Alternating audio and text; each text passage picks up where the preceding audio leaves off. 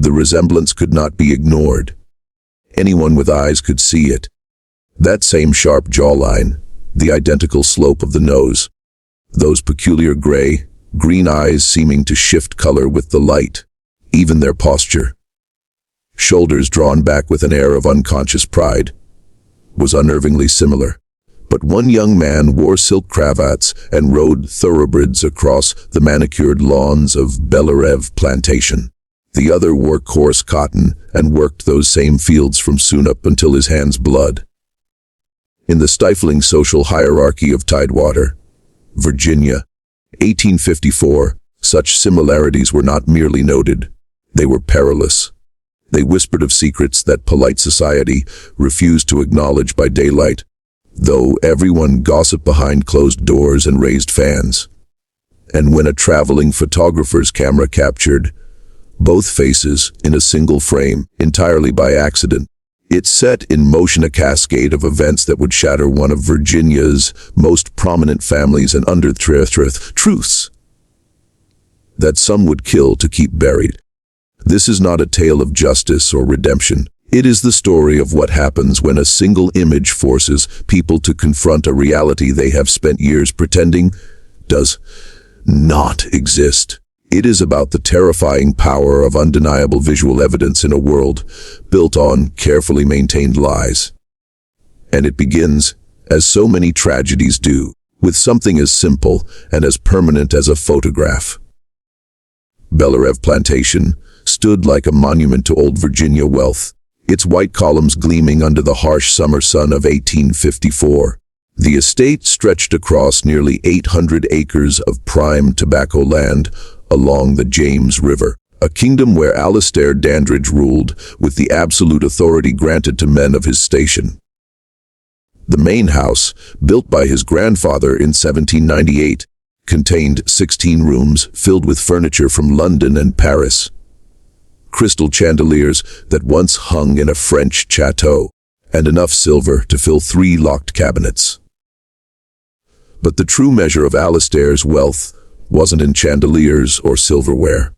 It was in the 63 human beings he owned. Each was recorded in a leather-bound ledger, their estimated value written beside their names in a neat, unfeeling script. Alastair Dandridge was 47 that summer, a tall man with thinning brown hair combed meticulously each morning to disguise the expanding bald spot at his crown. He had a broad face, florid from too much whiskey and heavy dinners, and those distinctive green eyes that everyone in 4 counties recognized as a Dandridge trait. His father had them. His grandfather had them. They stared from oil paintings throughout the house, watching from gilded frames with expressions of stern judgment. He had married Evelyn Fairfax 23 years earlier, a union that pleased both families immensely. The Fairfaxes were old Virginia aristocracy, with impeccable bloodlines but dwindling finances. The Dandridges had money but craved the social legitimacy the Fairfax name conferred. It was a transaction, really, dressed in white lace and orange blossoms. Evelyn was 17 at the wedding, terrified and obedient. Alastair was 24 and already calculating how her connections would expand his influence. Their son Thomas arrived 11 months later, a squalling, red-faced infant who grew into a handsome young man with his father's features and his mother's refined manners. By 1854, Thomas was 22, recently returned from 3 years at the University of Virginia, where he had studied law with adequate, if unspectacular, results. He had his father's height and those unmistakable green eyes. But from Evelyn, he had inherited something else, a certain gentleness, a discomfort with cruelty that Alastair found both puzzling and vaguely disappointing in his only son. Thomas had grown up at Belarev, surrounded by the casual brutality of plantation life. But unlike his father, he had never quite mastered the ability to see enslaved people as property rather than human beings. He hid this weakness well, understanding instinctively that to voice such thoughts would mark him as dangerously radical. But the discomfort was always there, a constant, low-grade nausea he had learned to suppress. The Dandridge household also included Alistair's unmarried sister, Catherine, a sharp, tongued woman of 45 who had never quite forgiven the world for failing to provide a suitable husband. She lived in the East Wing, spending her days embroidering pillowcases with increasingly elaborate patterns and making cutting remarks about everyone's behavior. Catherine noticed everything, forgot nothing, and wielded gossip like a weapon. This was the family structure at Belarev in the summer of 1854. Respectable, established, outwardly perfect. And then there was Samuel. Samuel had been born in the slave quarters of Belarev on a cold March night in 1832, the same year Thomas was born in the main house. His mother was Ara, a house servant who had worked in the Dandridge household since she was 13. Ara was considered one of the privileged enslaved people at Belarev. She worked indoors, wore relatively clean clothing, and was rarely subjected to the back-breaking field labor that destroyed so many bodies before their time. She was also beautiful, with smooth, dark skin, expressive eyes, and a quiet dignity she maintained despite her circumstances. By the time she was 20, Alistair Dandridge had noticed her. And in a world where enslaved women had no legal right to refuse their owners anything, what Alistair noticed, he took. No one spoke of it openly. Of course, such things were never discussed in polite company. But the other enslaved people at Belarev knew. The house servants whispered when Evelyn was out of earshot. And when Ara's belly began to swell in the late summer of 1831, everyone understood what had happened, even if no one would say it aloud. Samuel was born just 2 months after Thomas. For the first few years, the resemblance wasn't particularly notable. Many babies share similar features, and no one expected to see Alistair Dandridge in the face of a slave child. But as Samuel grew, the similarities became impossible to dismiss. By age 5, Samuel had the same green eyes as Thomas, the same narrow nose, the same way of tilting his head when deep in thought.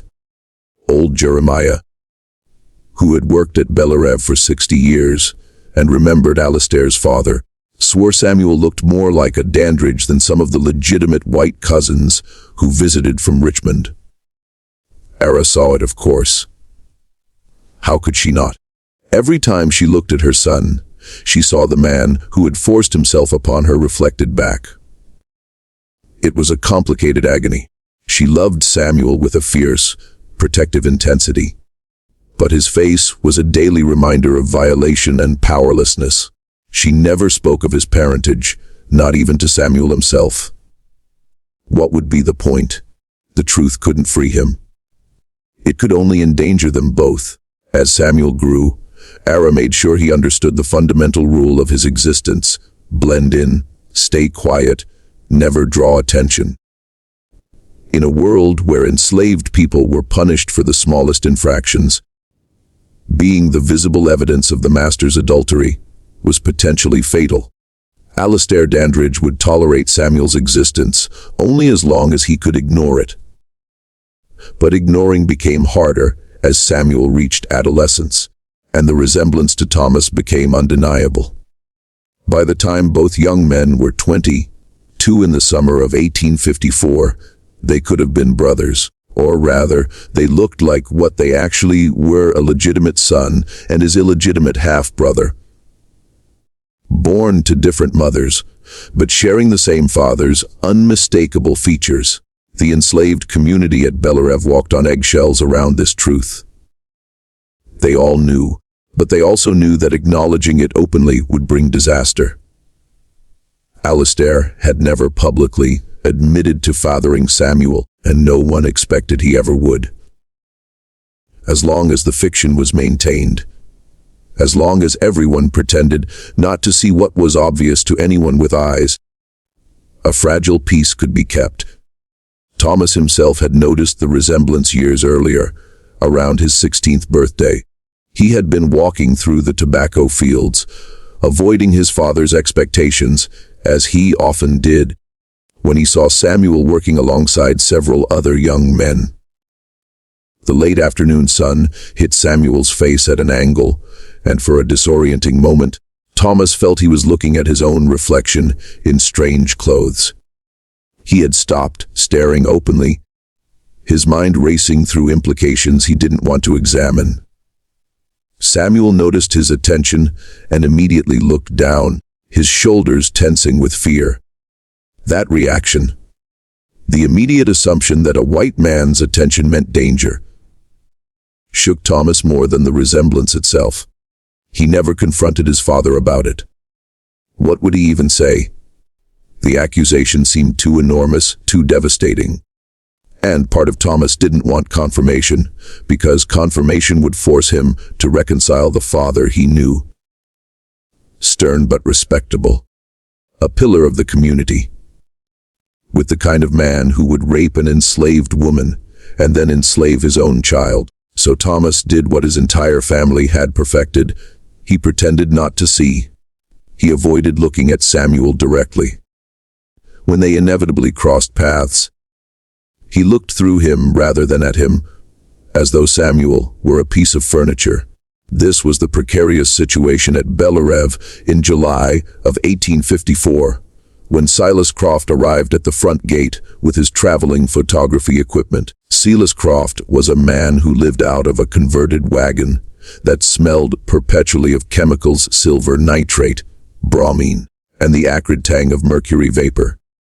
He was 36, originally from Baltimore, with thinning sandy hair and wire-rimmed spectacles that gave him a scholarly air. He had learned the daguerreotype process in 1850 and had spent the last 4 years traveling through the South, offering wealthy plantation owners the chance to capture their likenesses and properties in permanent images.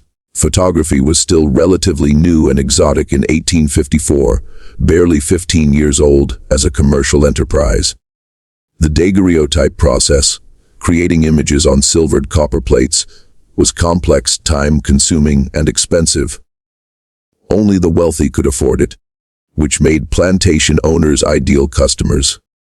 They wanted portraits of their families, images of their grand houses, visual proof of their wealth and status to preserve for future generations. Silas had photographed dozens of plantations across Virginia, Maryland, and North Carolina. He had captured stern patriarchs sitting rigidly for lengthy exposures, delicate wives in fine silk gowns, children frozen in poses of idealized innocence. He had also photographed the plantations themselves, the grand houses, manicured gardens, fields stretching to the horizon, and sometimes, if the owner requested it, he photographed the enslaved people. These images served a dual purpose: documentation of valuable property and a form of boasting, visual evidence of wealth measured in human beings. Silas found these sessions profoundly uncomfortable, but he needed the money and had learned not to question his customers' requests. He arrived at Belarev on a Thursday afternoon in mid-July, his wagon rattling up the long, oak-lined drive. Alistair Dandridge had sent for him 3 weeks earlier, after seeing Silas's work at a neighboring plantation. The Dandridges wanted a formal family portrait: Alistair, Evelyn, Thomas, and Catherine arranged before the house. They also wanted photographs of the main house from various angles, images to send to relatives in Richmond and Norfolk as proof of Belarev's magnificence.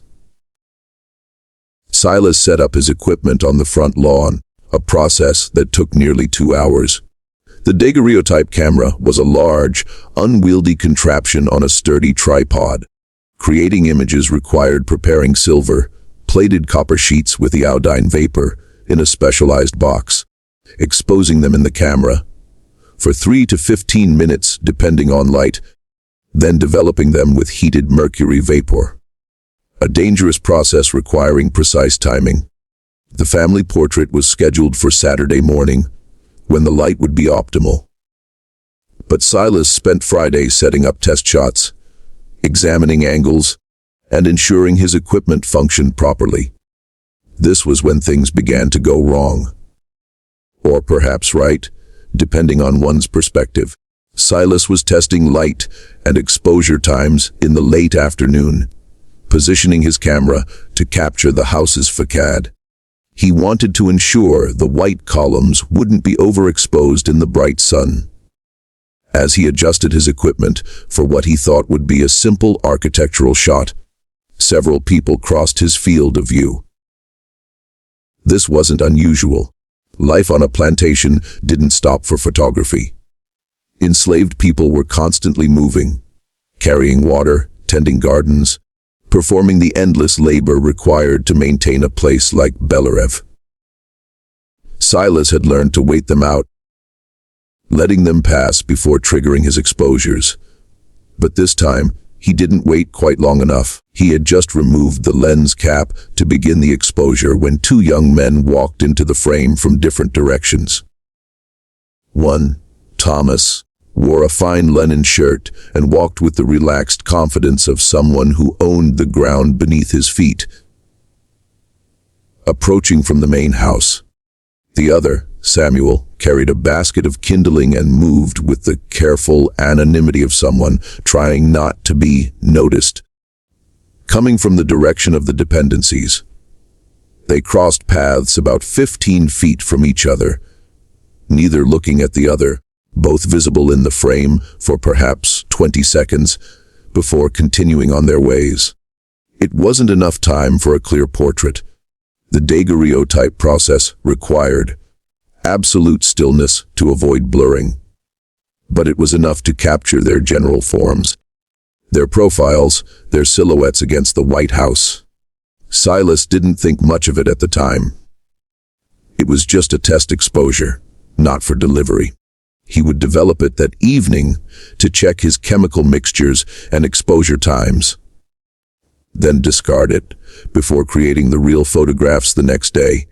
That evening, in his wagon lit by lanterns and smelling of chemicals, Silas developed the test plate. When the image emerged from the mercury vapor, he nearly dropped it. There, captured on the silvered surface, were two young men in profile. The quality wasn't perfect. There was motion blur, some loss of detail.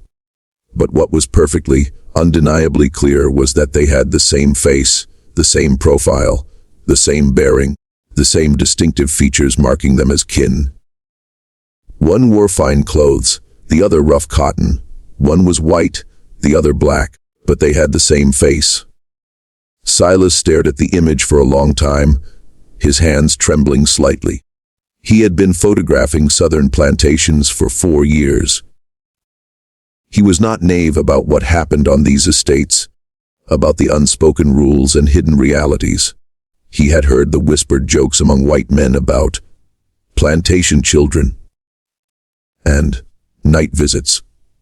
But he had never seen the evidence presented so starkly, so undeniably, as in this single image. The resemblance was impossible to explain away. This wasn't a vague similarity or coincidental shared feature.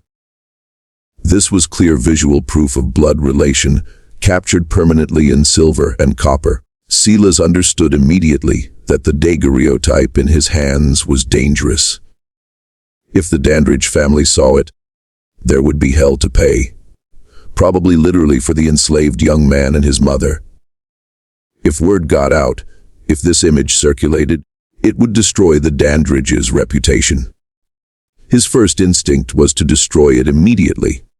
Smash the plate, melt it down, pretend it never existed. But Silas didn't destroy it. Instead, he wrapped it carefully in cloth and tucked it into the bottom of his equipment chest. He told himself he would get rid of it later, after he left Belarev. He told himself he was just being cautious, keeping it hidden until he was safely away. The truth was more complicated. Some part of Silas, the part grown increasingly disgusted with what he witnessed on his travels, the part that hated being complicit in documenting wealth built on human suffering, wanted to keep the evidence, wanted proof to exist that the system was built on hypocrisy and lies. He didn't know what he would do with the image, but he couldn't quite bring himself to destroy it. The next morning, Silas created the formal family portrait Alistair Dandridge had commissioned. The whole family arranged themselves on the front portico, Alistair in the center, looking stern and important. Evelyn beside him in a gown of dove, grey silk, hands folded delicately in her lap. Thomas standing behind his father's right shoulder in his finest suit, and Catherine at the end with an expression suggesting she smelled something unpleasant. The exposure took nearly 12 minutes. Everyone had to remain absolutely still, which was torture in the July heat. Evelyn's left eyelid developed a twitch around minute 8. Catherine's expression evolved from annoyed to actively hostile. But when the image was developed that afternoon, it was perfect. A flawless record of Southern respectability and familial harmony. Alistair was so pleased he ordered 5 additional copies and commissioned 3 more photographs. One of just himself for his study, one of Thomas for Evelyn's parlor, and a grand landscape shot of the entire plantation from the highest point on the property. Silas spent the next 4 days at Bellerev creating these additional images. He was treated well, given a room in the house, fed in the formal dining room, paid handsomely. Alistair Dandridge was the kind of client any traveling professional would value. But the entire time, Silas was aware of the hidden daguerreotype at the bottom of his equipment chest. And he was aware of Samuel's presence, moving through the edges of daily life like a ghost, carefully avoiding any situation where he might be noticed by the white family he unknowingly resembled. On his final evening at Bellerev, Silas saw something that would haunt him for years. He was packing his equipment in the fading twilight, when he noticed Thomas standing alone on the second-floor balcony, staring out over the tobacco fields. And in the fields, barely visible in the dimming light, Samuel was working late, using the last daylight to finish some task. From Silas's angle, he could see both of them in profile against the sunset. The legitimate son above, the enslaved son below. Same face, different worlds. Thomas must have seen Samuel too, must have noticed the parallel, because Silas saw him grip the balcony railing so hard his knuckles went white.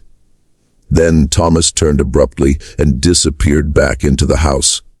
Silas packed the last of his equipment and left Bellerev the next morning with payment in hand and a dangerous secret in his wagon.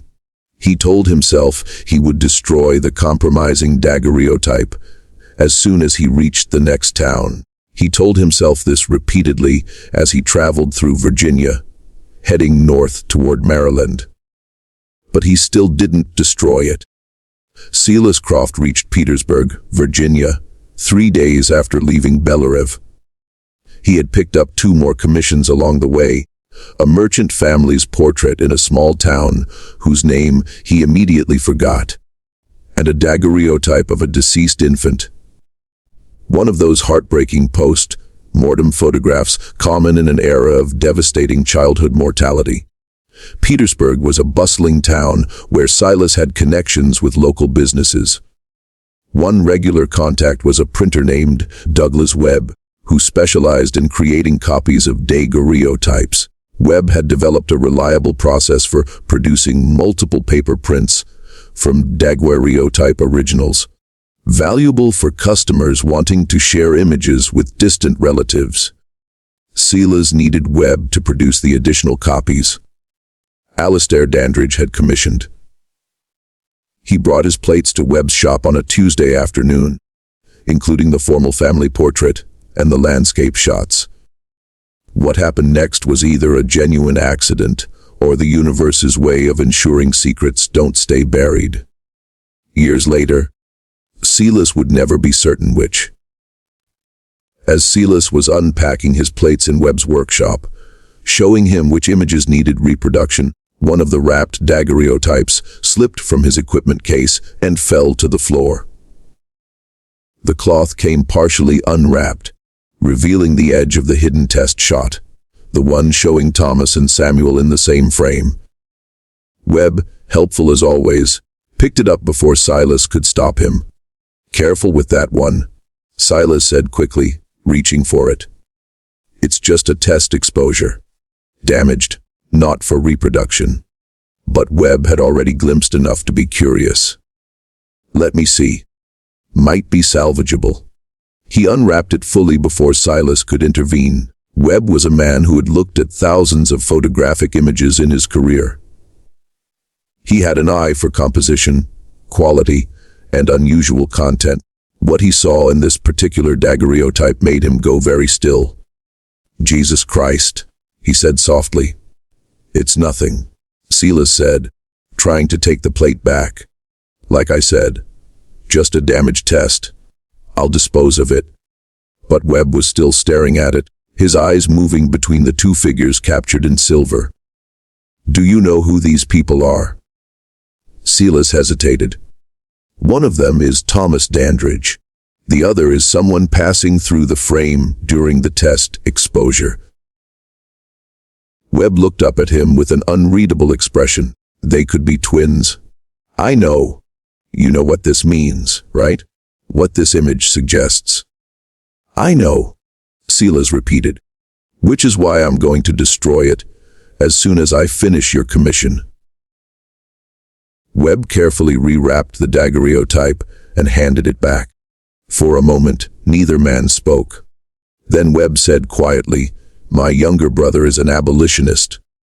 He publishes a newsletter in Philadelphia. Images like this, they could be powerful ammunition for the cause." Silas felt his stomach drop. "No, absolutely not. I'm a professional photographer. I can't be involved in anything political. It would destroy my business. No one in the South would ever hire me again." "I'm not suggesting you be involved," Webb said. "I'm just saying, if a copy of that image somehow found its way to Philadelphia, if it got published with a description of what it depicts, it would force people to confront what actually happens on these plantations. The hypocrisy, the reality of enslaved children fathered by their own masters. And it would probably get the people in that image killed." Silas shot back. "The mother, the young man, maybe others. You think Alistair Dandridge would let that kind of exposure go unpunished?" Webb nodded slowly. "You're right. I'm sorry. I shouldn't have suggested it." They completed the transaction in uncomfortable silence. Webb produced the copies of the formal Dandridge portraits, charging his usual rate and accepting payment without further comment about the hidden daguerreotype. Silas left the shop believing the matter was closed. He was wrong. Douglas Webb was not a particularly political man by nature.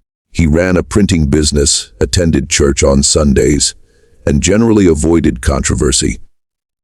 But his younger brother, Marcus Webb, was different entirely. Marcus had left Petersburg 8 years earlier to attend seminary in Philadelphia. While there, he had fallen in with the passionate abolitionists who made Pennsylvania a center of anti-slavery activism.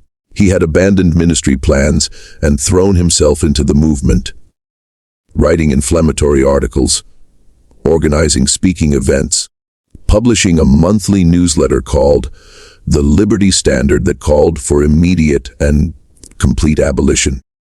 Douglas didn't share his brother's fervor. He found Marcus exhausting and self-righteous, but he loved him and stayed in touch through letters. And 3 days after Silas Croft left his shop, Douglas sent Marcus one of those letters. He described the daguerreotype he had seen. He described the undeniable resemblance between the two young men. He described what he knew of the Dandridge family, their wealth, prominence, respectable reputation in Virginia society. And he mentioned, almost casually, that someone in the abolitionist movement might find such an image valuable as propaganda. Douglas told himself he was just sharing an interesting story with his brother. He wasn't actually suggesting Marcus do anything with the information. He was just mentioning it. Marcus Webb received the letter in late August. See you in the next video.